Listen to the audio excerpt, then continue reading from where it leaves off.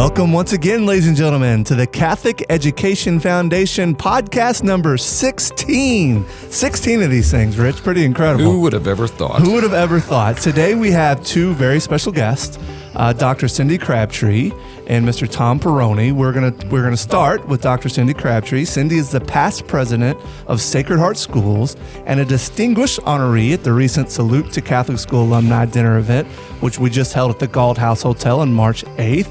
And then obviously, as always, Mr. Rich Lechleiter. Rich is the president of the Catholic Education Foundation of Louisville.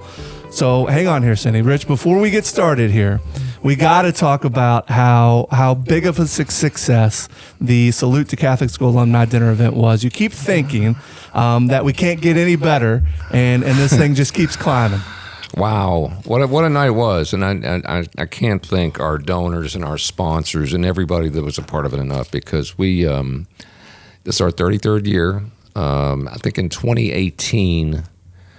I think that was the first year we crossed $1 million, and that's after we pay our expenses from this event. And I thought, gosh, well, we're never going to make $1 million. Right. We hit $1 million thanks to our donors, and 5 short years later, we hit $1.5 million, and it's just unbelievable. And the reason it's so important is we got more kids we got to help. Yeah, we're up to incredible. 3,600 kids last fall is a record.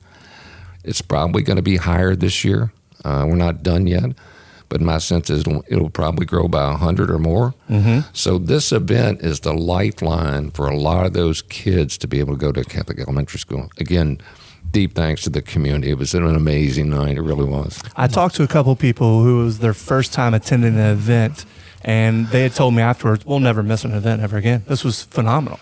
And I think it just keeps getting better and better as far as the production and then how the honorees are honored. And the whole thing was just a pretty exciting night. Yeah, Julie Baum on our team does a fantastic job of running this event. We don't hire an events company. She manages this thing miraculously, in my view. And Father Mike Schmitz was a fantastic keynote, great message there. Sure.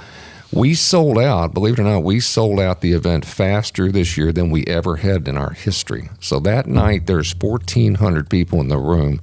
There aren't any seats left. Yeah. And it was just a night to remember. Pretty exciting. So, Cindy, you've attended the Salute Dinner event many times over the years, but this year was obviously special for you. How did it feel to be recognized for your great works as an honoree at this year's event?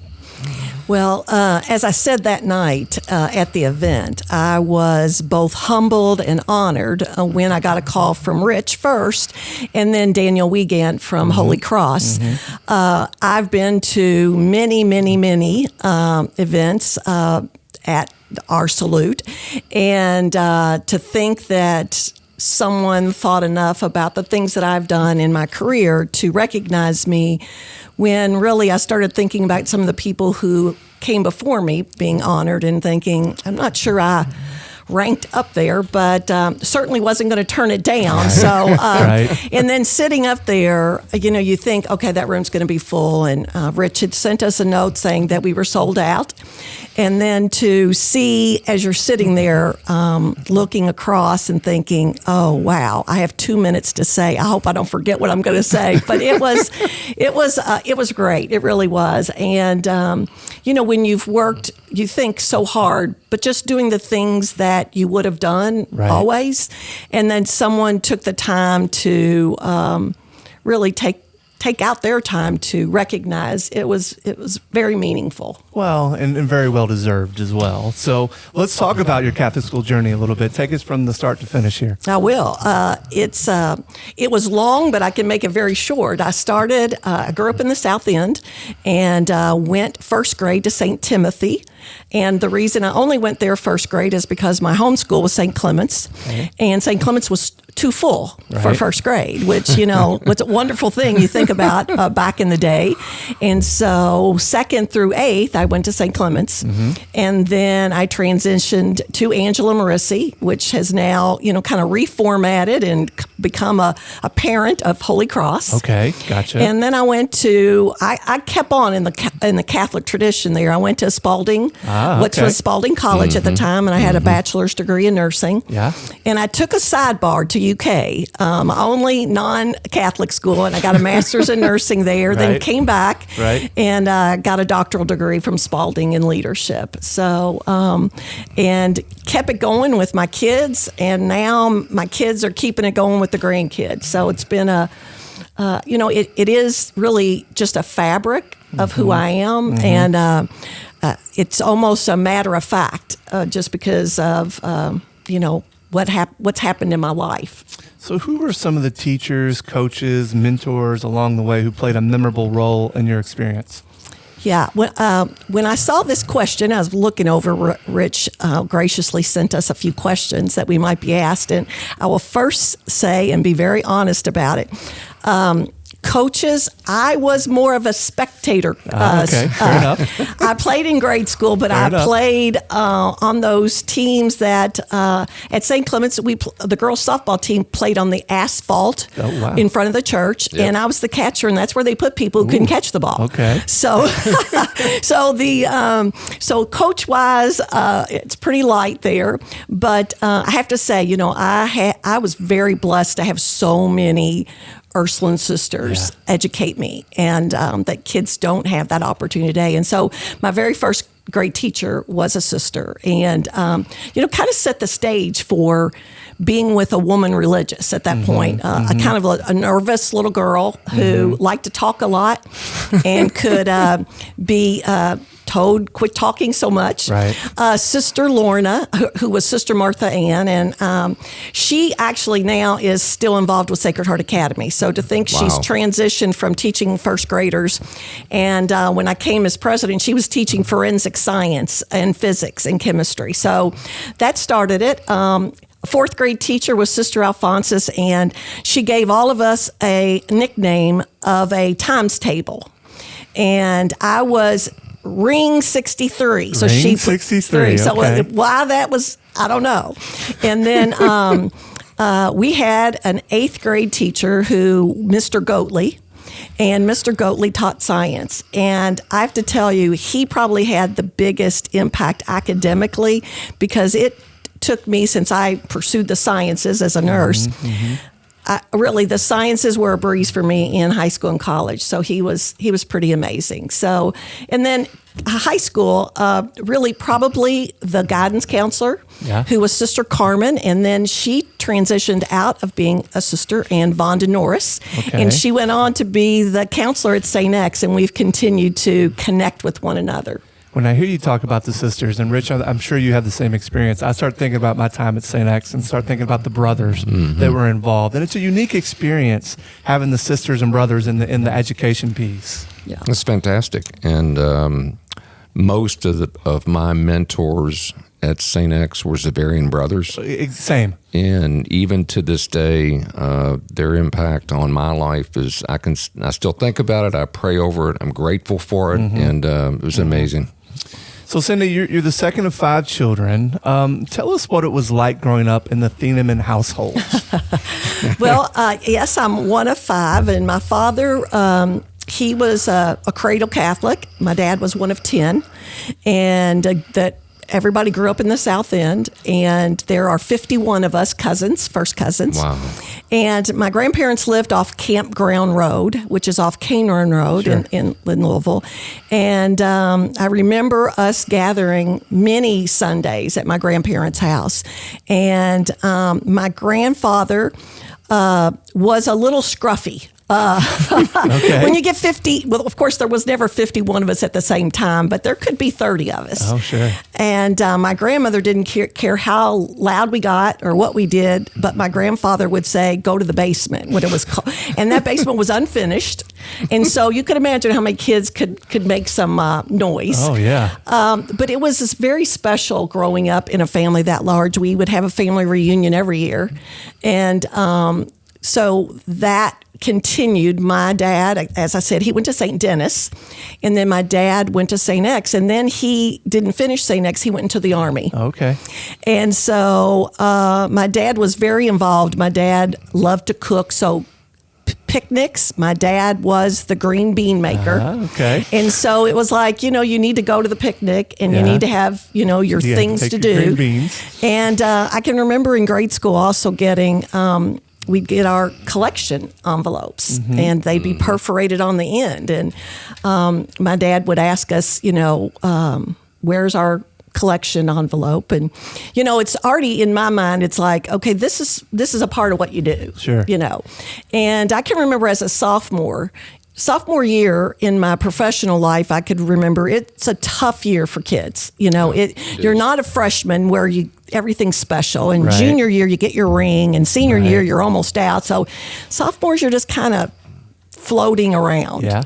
And I can remember I said, I don't want to go back to Angela Marissi. I'm going to a public school. And that lasted for probably about 30 seconds. And then my father said, well, if you want to go to Holy Rosary, my aunt was the principal of Holy Rosary. And she was a Dominican sister. And I thought, she's probably the strictest woman I know, so I'm going to stay at Angela Marissi. We're going to avoid that one. Okay. So that was kind of the way it was. Well, that's fantastic. So, Rich, obviously, Cindy's had a great career, and not only in the schools, but she's also had a great career in healthcare as well. So she's had two careers. So one in healthcare and one in education. Rich, obviously, you have a healthcare background. How'd that evolve? Well, as I said, I grew up. The two things I wanted to be was a nurse or a teacher. Okay. And I chose the nursing route. And I think actually I chose the nursing route because my mother always wanted to be a nurse. And I liked them both. So I thought, well, I'm going to just start with nursing. Sure. And my practice began I did critical care nursing. I liked fast-paced and that kind of work. And I did that for a while. And then I knew I wanted to be beyond the bedside. And so I went back to get my master's. And I got it in nursing education. Adult nursing education, because I knew sometime I wanted to be able to teach the future nurses how to not only do the skills, but do it with compassion and dignity. And so that was my aspiration.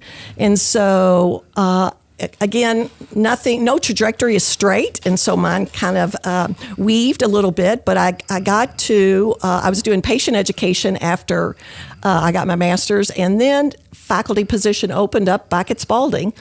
And a sister of Charity of Nazareth was the dean who taught me freshman nursing and said, absolutely, come back and teach for us. So I did that for a while. And then I got the urge to go back into healthcare and eventually became the vice president for nursing at Suburban, because one of my healthcare mentors, Pat Davis, when it was a Humana hospital, Remember Pat Davis? Yeah, she said, come and be my VP for nursing. And I said, I don't know how to do that. And she said, oh, yes, you do. She said, and I'm going to help you. And I had an amazing opportunity for 3 years with her and probably learned more than I ever could have. Sure. And but she moved on, and I began to think, well, what else is out there? And the dean at Spalding was in the School of Nursing, was going to retire. And she said, come be my assistant dean. And when I retire, I'd love for you to be the dean. And that trajectory happened. I was there for 8 years. And then a headhunter called me and said, we'd like you to think about the president of Sacred Heart Schools. And I'm like, well, actually, at that time, it was Ursuline Campus Schools. And I'm like, I don't know what the heck that is. I don't know what that is. So I had to learn about, because I didn't know that there were 5 schools on the campus. And then it got me more and more interested. On the search committee was Sister Jeannie and Zappa, who was one of my teachers at Angela Marissi, and went through the process. And then 17 years later, I retired from that position. Right. So, and really, academic administration at the college level or academic administration was very much the same. We did strategic planning, we did budgeting, we did hiring, firing, human resource, student attrition, curriculum. So it wasn't that big of a shift. It was really educating a student. So once I knew what I was getting into, which, takes you a little while, a lot of it was very similar. It's phenomenal to me that a headhunter, so you didn't seek out the Sacred Heart job, they came to you. Right. And so they knew what they were looking for. Rich, obviously, and kind of what I was getting at before I asked any of this question, there's a lot of parallels in the healthcare and in the Catholic school world, at least in my mind. A lot of people that have done well in both. What do you think that is? Why do you think that is? I think it's the rigor around Catholic education. I think it's also the compassion and what I'll call the dignity part of learning in a Catholic school that transfers or translates into healthcare, actually lots of professions, but certainly healthcare. And look, I've told this story before, David and Jones and Wendell Cherry, when they built Humana from kind of the ground up, and I worked there for 12 years, Wendell Cherry said to me one day that we built the foundation of this company hiring Catholic school kids. Mm-hmm. And neither David nor Wendell were Catholic, but they saw the value very quickly and capitalized on it in their business. That's phenomenal. Yeah. Okay, so Rich, you served on the board of Sacred Heart Schools for 6 years during Cindy's 17-year run there. Describe your experience and some of the things that you remember best during that time. Well, Cindy's very underspoken about what she really accomplished there, and I was lucky enough to be part of that organization to see it. And really, if you look over that span of time, everything on that campus changed. Every building, every field, everything. There was a tremendous... Sydney's a great fundraiser. She doesn't talk about it much, but she can raise a lot of money. And Sure. we needed to do that to make all these capital improvements, whether it's the renovation of the original school building, the conversion to the new dining commons, all the new facilities that were built on the campus. The practice fields and the playing fields there are for second to none. Yeah. All of that stuff happened. Most of that stuff happened during Cindy's tenure there. And I would argue, as far as physical plant goes, there isn't anything better. Well, and fundraising is such a big part of that president role, right? I mean, Right. that's a big piece of what you guys do. Yeah, and it's funny because that was probably talked about least when they interviewed me. Oh, I bet, because that seems daunting, so I'm sure. And at the collegiate level, I was probably the dog of the dog and pony show. You know, I was the one who just told about how their money was going to be spent. I Right. wasn't really the asker. Yeah. So my very first year, I spent a week at IUPUI in their School of Philanthropy.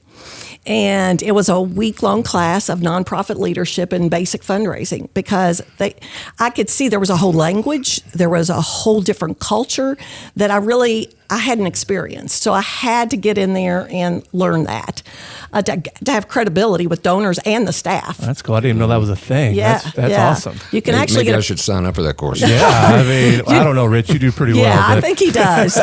He could probably might be teach a teaching it, course. yeah. You could actually get a PhD in philanthropy. about But that? so that's how I had to learn that because I knew that when I was hired, no one told me we were going to do a capital campaign. Right. So I thought, wow, okay, I guess I need to learn more about this. So I would say we had a consultant one time who said, you need to be spending 50% or more of your time fundraising. And I said to her, well, when do I get to cut back? Mm-hmm. Because in my mind, everything that a president touches is advancement. And advancement meaning advancing the mission of the institution, whether it's dealing with an upset parent, whether it's dealing with your budget, whether Right. it's dealing with enrollment, having a educated staff and faculty, Right. all of that advances the mission, or the school's not going to be good enough for students who want to come and to live out the tradition of the Sacred Heart campus. So 100%, I believe, of the job is advancing the mission. It's pretty obvious why she was so successful there, huh, Rich? Well, it really, and again, I was lucky enough to see it sort of up close, and it's historic what happened during Cindy's tenure there. It really is, and if all you got to do is go by and look at it and see what an amazing place Sacred Heart Schools is. Talking about historic here, Cindy, how exciting is it to see the dramatic growth at the Catholic Education Foundation? Oh, gosh.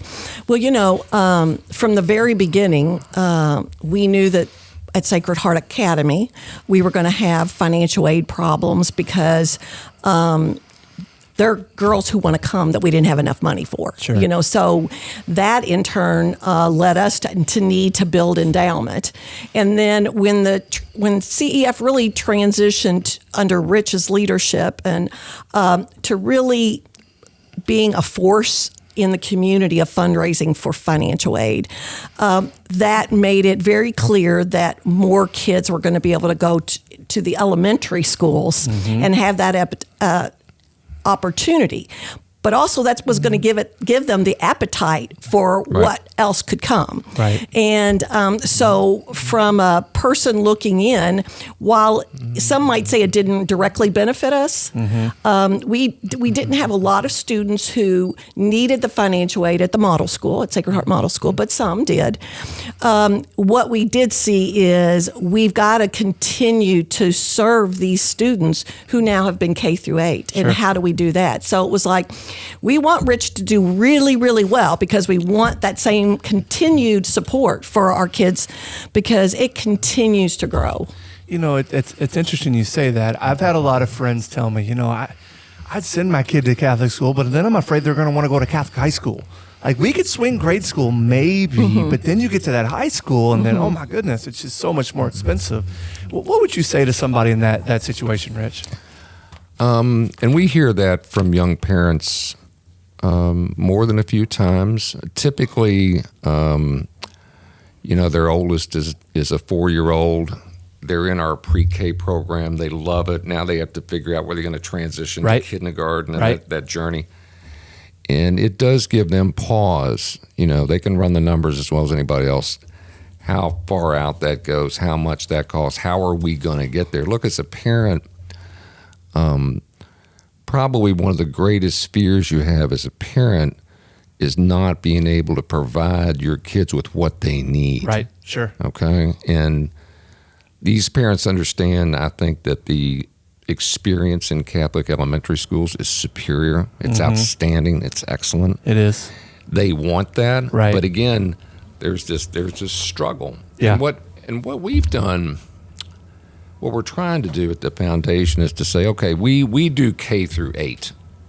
We don't do much in the high school, so a little bit, but not a lot. Sure. What we want to do over time is to expand our reach to supplement the high schools in certain cases. They're still going to be primarily responsible for funding most of their kids, but we can come in by the ones and the twos to help out with cases where they can't cover them. Look, there's a lot of cases where a kid goes from, St. Rita to Sacred Heart, for example, and we can fund, at St. Rita tuition $6,000, let's say, and they need 4, so they can pay 2. Right. Well, when you go to Sacred Heart and it's 15, all they got's maybe 2 or 3. Sacred Heart can't come up with that 12 or 13 necessarily. They might come up with 9 or 8.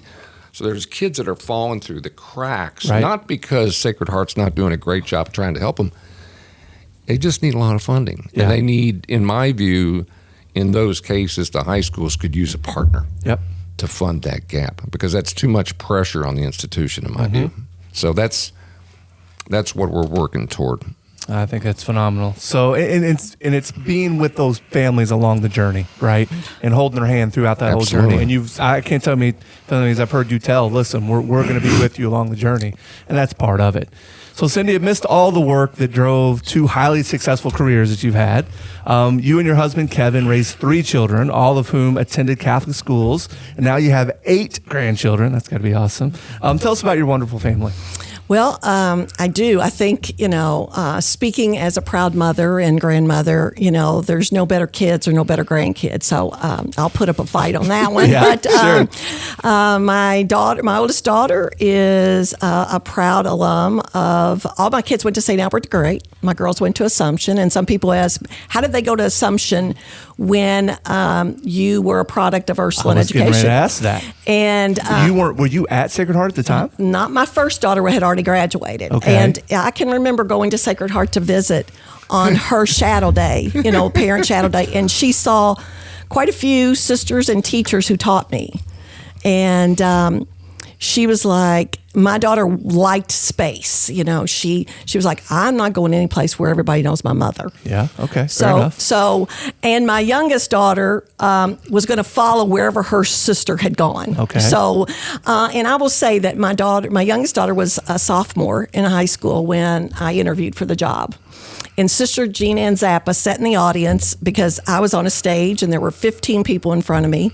throwing out questions. And she just said, I just want to ask you about that daughter who's at Assumption. And I said, well, let me tell you this. If you know teenage daughters, girls, you would know that moving a girl in the middle of high school that doesn't want to move is the worst thing you could do. Absolutely. And I said, so if that's important to this group, then I'm the wrong person for the job. Okay. Right answer. But right answer. yeah, so they went there, and my son went to St. X, and I think it's interesting. My son was very, very involved, played all sports. My oldest daughter, very few things. It's just interesting how kids get They're all involved. different. Right. They're all And so different. I have this next year, I will have four grandkids at Holy Trinity. And then I have one at St. Albert, and then I'll have 3 at Sacred Heart Preschool. So all Catholic school kids. yeah. I love it. It is. Love it. It's great. In fact, my one granddaughter has been at Holy Trinity Clifton, and so she's going to transition. And they were talking about different schools, and she told me, they call me Cece. Cece, that's a public school. I'm not going to go to a public school. I'm going to go where Jesus is. And I was like, okay. It's working. Tell me, before we go here, and this is kind of the last question here, Cindy, tell me a little bit about the Clifton campus, because that's something fairly new to our area, but it seems like they're doing some pretty special things there. It is long overdue in the Catholic community.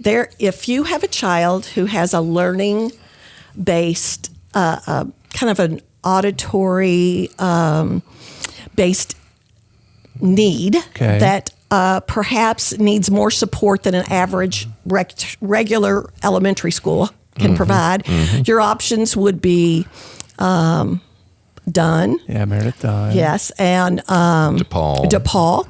And so there was really no Catholic option. Right. Now, I wasn't privy to the back steps of all this, but it was, I thought, just ingenious idea of using the Clifton Center that was really used for outside community use. Sure. And Holy Trinity being able to, they'd already used the theater for their program and begin a program for kids who needed some special attention, with the goal always to matriculate them back into a home elementary school, wherever they wanted to go. Right. And the kids there, if you've never been there, you should go there. I tell everybody, because they have OT, they have speech in the classroom. Class size, it's probably double almost what you would pay in an elementary school. Okay. But the student faculty ratio is very, very small. And Paula Watkins, who kind of runs the show over there, is phenomenal. Oh, Miss Paula is awesome. Yeah. And so are the teachers. I mean, you can just tell her ability to lead and lead faculty. We all drank the Kool-Aid, kind of thing. So it's a great thing for Louisville, and it's a great opportunity for Catholic school families, because you would have had to have transitioned out, and not to say those other schools aren't great, because they are, but they get to celebrate the sacraments. They come to Holy Trinity and they go to Mass once a week with Father Shane, and Father Shane goes over there. So it's a wonderful opportunity for kids. That's awesome. Well, Cindy, thank you so much for spending some time with us today, and more importantly, for your incredible works in the Catholic education and a longtime leader of Sacred Heart Schools. Thank you so much. Thank you for having me. I appreciate it. And thanks, Rich. You're the best. All right, now we're on to segment number 2. Mr. Tom Perrone is joining us. Tom is the managing director of Perrone Wealth Management Group at Morgan Stanley here in Louisville, and a distinguished honoree at the recent Salute to Catholic School Alumni dinner event. Tom, in your remarks during the Salute dinner, you made several comments about your family. So let's start there, and welcome. Well, thank you. Glad to be here. And my family's very important to me. My mom and dad did an exceptional job of raising 10 kids, and I just can't imagine a life without a full house. So it's an important part of my life. So 10 kids, Holy Spirit Parish, correct? That's correct. So how crazy? Well, all right. So obviously that was crazy growing up in a family of 10 kids. Doug Strothman, who was the great president over at DeSales and still is in the school industry here. He came up to me. Obviously, I guess he went to high school with you. Is that Absolutely. right? He said, "Hey, let me tell you something. That was crazy at the Perrone household." Yeah, Doug spent a lot of time over at our place in ninth grade. First person I met from St. Therese over on Schiller Avenue, and he came to the house and he's like, "Man, how do you all do it?" And I was the 6 of 10. I said it was like that when I got here. Yeah, so different. I didn't know any different. Sure. But yeah, Doug and I had a wonderful time in ninth grade, and it was crazy every single day. Thank goodness back in those days you could put four school students in the front seat of a car to get them to the church. I mean, exactly. We'd have nine of us driving over to Holy Spirit, no problem. Unbelievable. Well, we asked Cindy this earlier, but how special was that night for you? It was a tremendous night, especially with the involvement with CEF and knowing how meaningful it is for the next group of kids. But for our family, Catholic education in Louisville has been a big part, really the cornerstone of our family. It was a tremendous night and one that I will not forget. Yeah, it's pretty special. So at the event, you talked about the special relationship you had with your father. Can you share some of that with us? Well, my dad was, as I mentioned, my hero. I love my dad, still think about him every day. It was important for me to please my dad. I didn't do everything right growing up, but from the time I left college until his passing, I talked to him almost every day at 8:15, and he was the person that gave me advice, told me what to do. Even if I couldn't figure something out, he would say something to the effect of, "Well, I think you know your answer," and sometimes I didn't, but we would figure it out. But my dad was a very important person in my life and in my kids' life. It's interesting you say that. And obviously, the relationship with your parents is one of those things that really drives, who you are as a person. But the fact that 10 kids and you guys went to a Catholic school, obviously there were some sacrifices there, right? Oh, there's no doubt. I mean, my mom and dad did not have money when they retired, and yet they would have considered themselves to be two of the most successful people and parents on the planet, because everything they did was about their kids and their successes and how well they got along, and it was instrumental in our success. So I know that St. X High School ranks high on your list. It was funny, Rich, because during the event, Patrick Potter was one of the honorees, and he got up and spoke very eloquently about Trinity and how he loved his time there. And then Tom was after Patrick, and it was funny because it was like, all right, now we're going to talk about how special St. X is. You don't think that was by design, do you? Yeah, well, it was funny because I got a kick out of it because Patrick was very, obviously rah Trinity, and there's a lot of Trinity people in the room. And then Tom got up there and talked about what class? 1982. The greatest class. the greatest class in St. X history. The greatest graduating class in St. X history. I just thought that was phenomenal. So talk a little bit about your time at St. X. Well, the St. X years were transformational. We had a good run at Holy Spirit, but at St. X, there was something about the time. We did have an incredible class. There were 200 people deep. I mean, Rich, you know many of them. I do. We just had a talented class, but a bunch of great guys. And the mesh we had with our teachers, was still a decent amount of brothers, but the whole chemistry at St. X was just, it was truly incredible. And St. X, it was 4 years of my life that I'll never forget, and it's every single day I look back with a fond memory. It was fantastic. Now, you might not remember this, but Michael Bush is a 1998 St. X graduate classmate of mine, and he has some basketball seats right next to you at Bellarmine basketball game. And he gave my son and I his tickets one day, and we actually went and sat right next to you, and you and I talked the whole game. And I just thought it was kind of a cool experience, and I'd recognize you in the Catholic Education Foundation. But it's interesting. I'm thinking about St. X. it's interesting how that brotherhood and that network works in this city, in this town, and how strong it actually is. I have a friend of mine who lives in Nashville now that graduated St. X with me.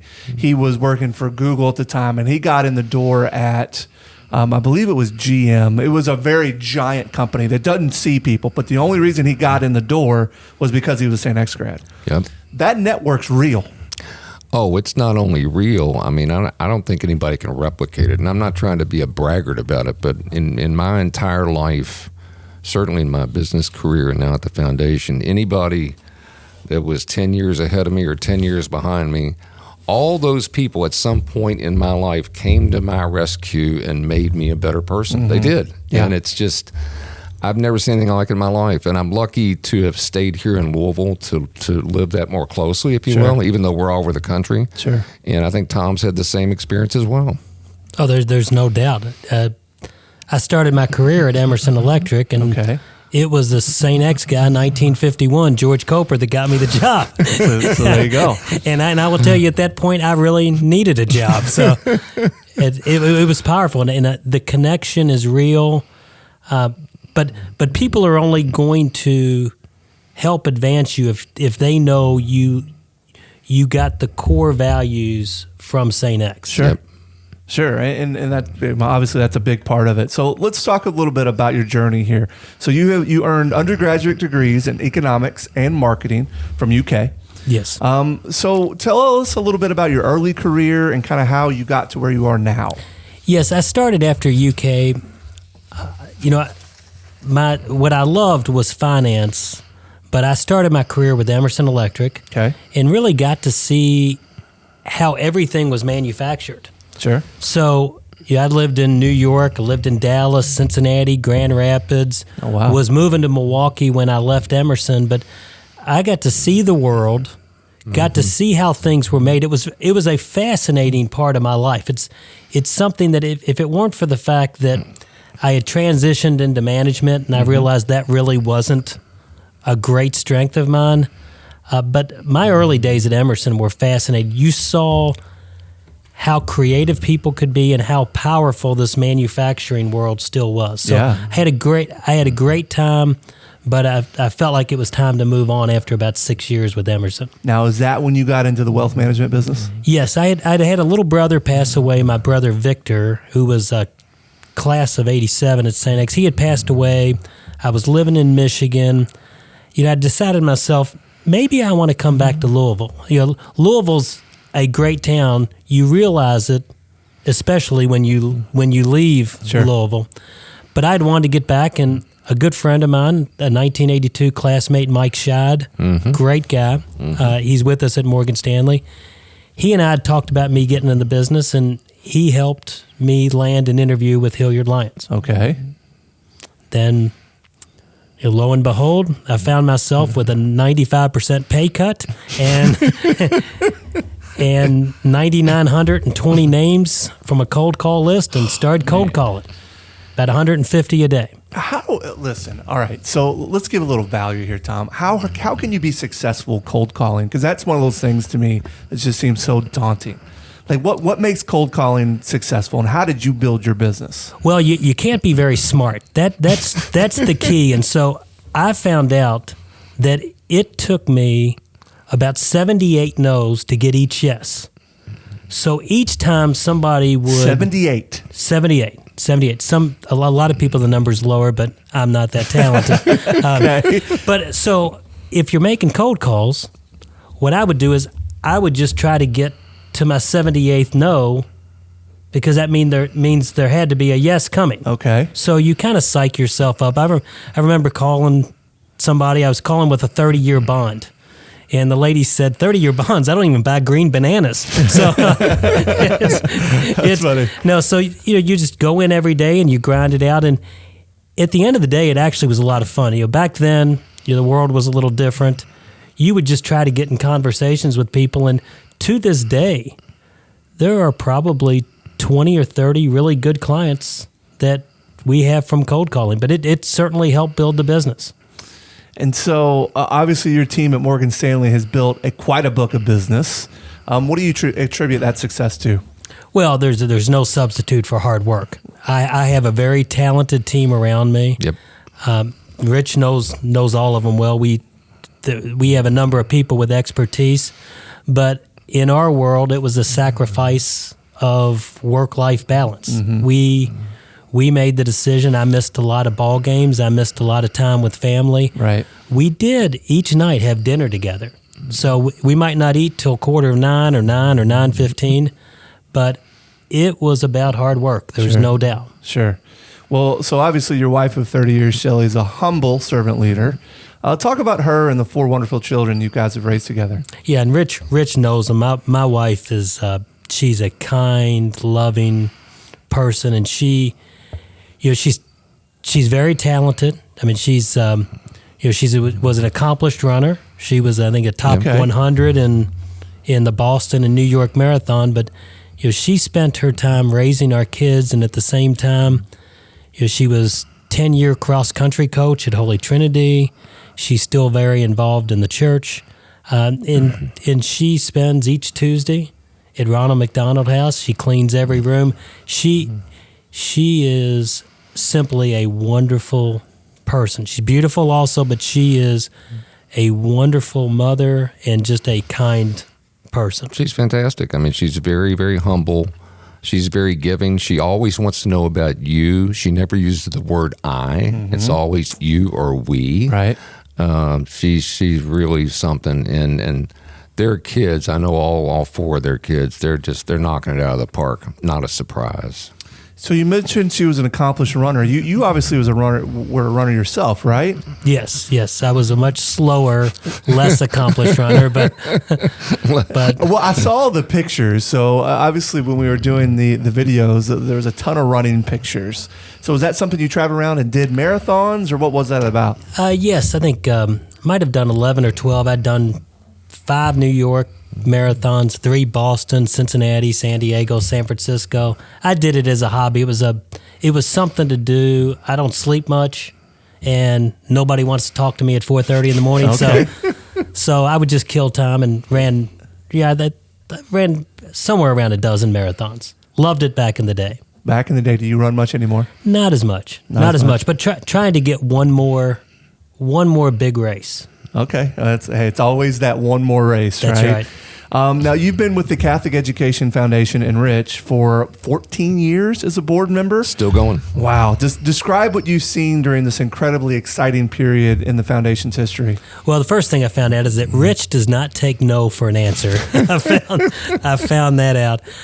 When I joined CEF, it was an incredible organization, and we were doing what we could. I think that we were a little meek. We were trying to help people, but when Rich came along, the mission exploded. Mm-hmm. Yep.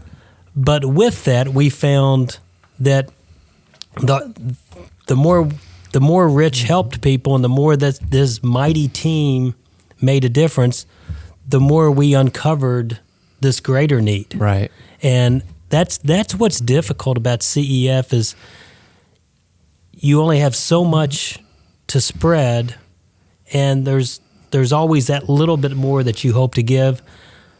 But it's truly incredible, and yeah, I keep thinking that Rich is done breaking records, but this is incredible. This community, what I've found with CEF is that Louisville is an incredible community. Don't believe the papers, don't believe the news.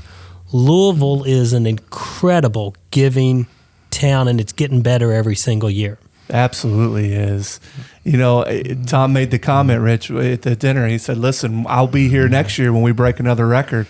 You know, and listen, you can't do that without people like Tom, right? Listen, when we kind of ramped this thing up starting 9 years ago, around our little slogan, the answer is yes, it was an invitation for families to join us. It was also an invitation for donors to join us as well. Yeah. And I got to tell you, Tom's right. Once we started kind of clicking in the early days, more and more people started to join us as donors.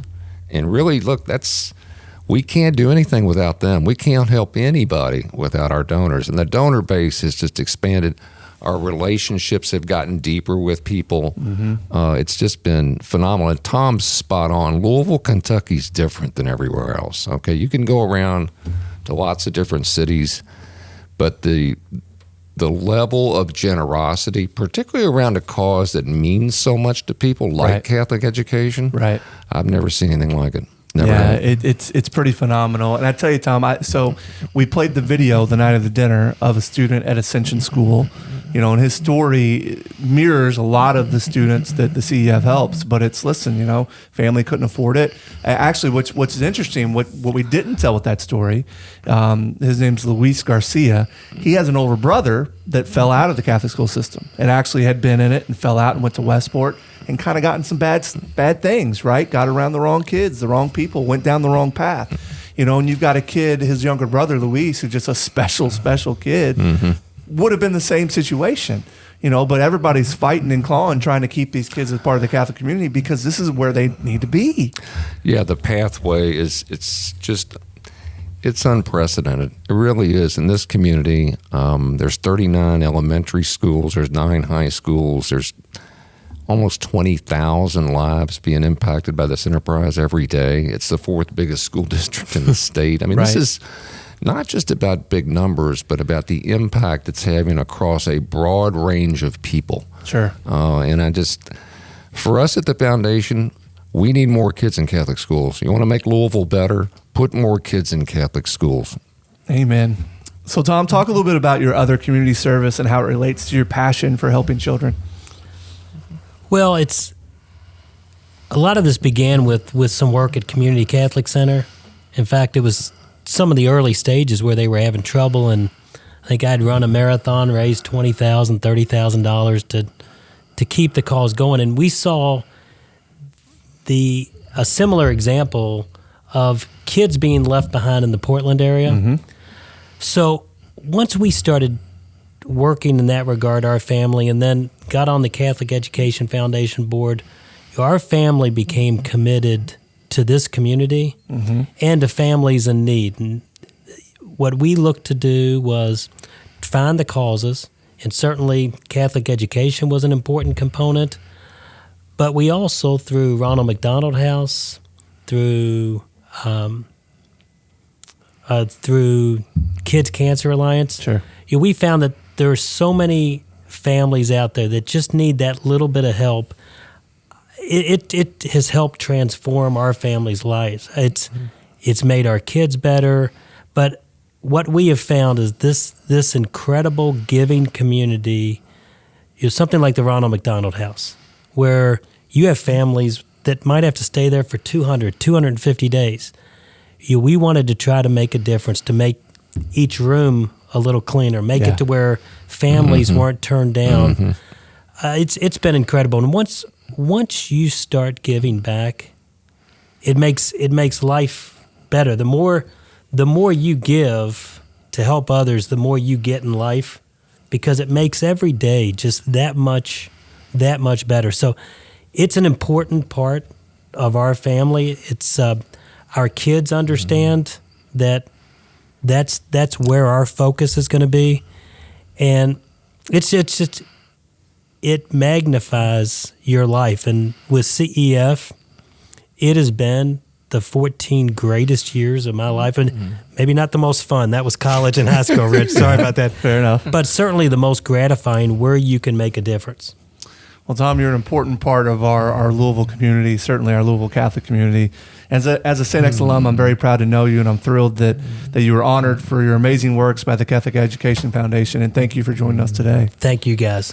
God bless, and thank you, Tommy, and best to your family, always. Thank you. So, Rich, at the Catholic Education Foundation, the answer is yes. Thank you so much for joining us for podcast number 16. Hopefully this 30,000 number that I talked about earlier just keeps growing. It's pretty phenomenal. Our listenership is just through the roof, and we're just so humbled that you take your time to listen to our podcast. So thank you very much. Thank you.